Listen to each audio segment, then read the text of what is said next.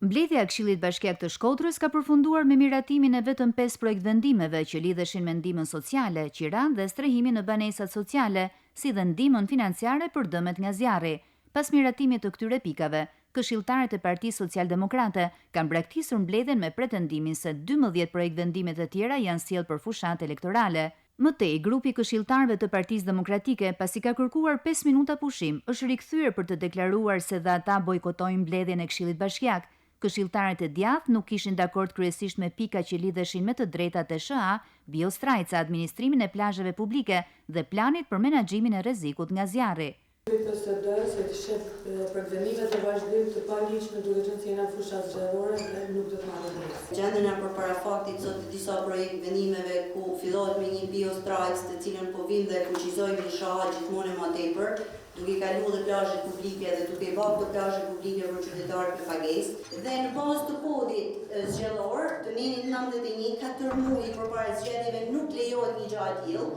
Bojkoti i grupit të këshilltarëve të Partisë Socialdemokrate dhe Partisë Demokratike është pasuar me reagimin e këshilltarëve të Partisë Socialiste, të cilët kanë sqaruar se projekt vendimet nuk lidhen me fushatën elektorale, por janë të rëndësishme sidomos kur po afrohet sezoni turistik. Sot janë disa pika shumë të rëndësishme dhe etike për qytetin e Shkodrës, të cilat nuk bien ndesh asnjëna prej tyre me asnjë pikë kërcënon kodin zgjedhor, pra janë pika të cilat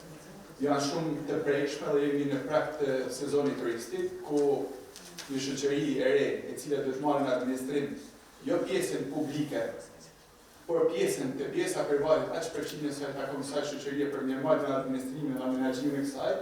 nuk është e drejta ta braktisën dhe mos e votojnë. Largimi një pjesë të këshilltarëve bëri që të mos plotësoj kuorumi i duhur, ndaj kryekëshilltari Oltion Luli deklaroi mbylljen e mbledhjes vetëm me miratimin e projekt vendimeve të para të rendit të ditës.